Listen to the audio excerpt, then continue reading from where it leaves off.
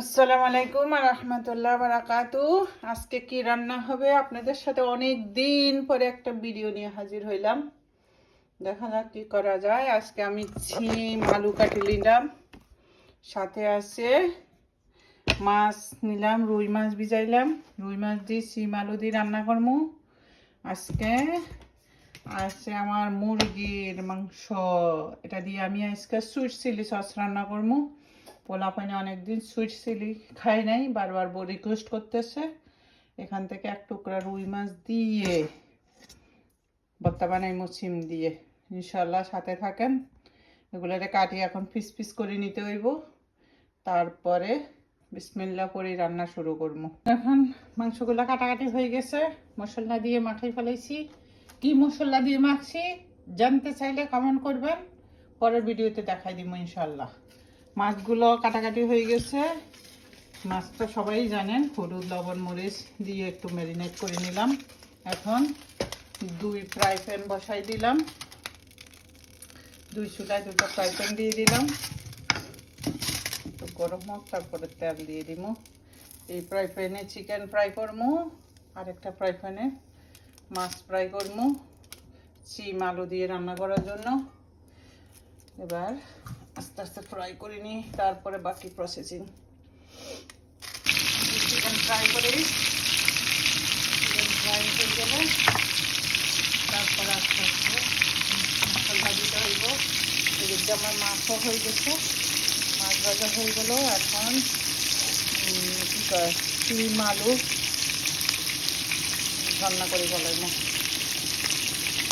আমার চিকেন ভাজা হয়ে গেছে। এখন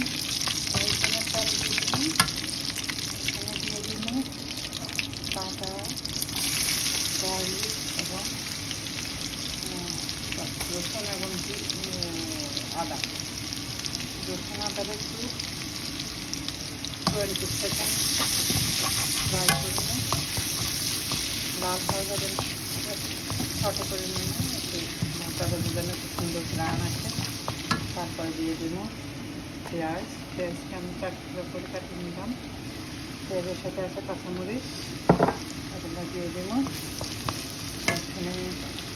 এখানে আমি একটা মশলা বানিয়েছি, এখানে একদম গরম মশলা নাই, গরম মশলা প্রথমে আমি চিকেনে দিয়ে দিয়েছিলাম।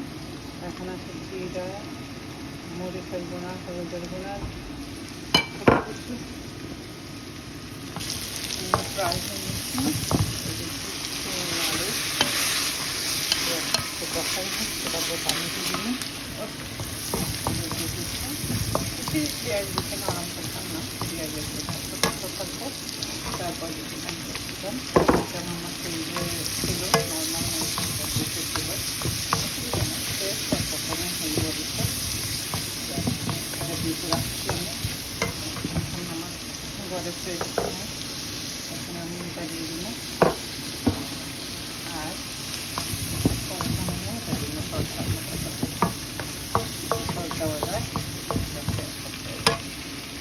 এখন মাংস বসানো হয়ে গেছে, এখন আমি পানি দিয়ে দিলাম।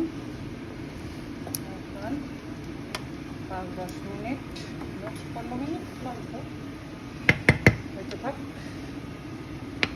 দিয়ে দিব রাখনা নাই রে,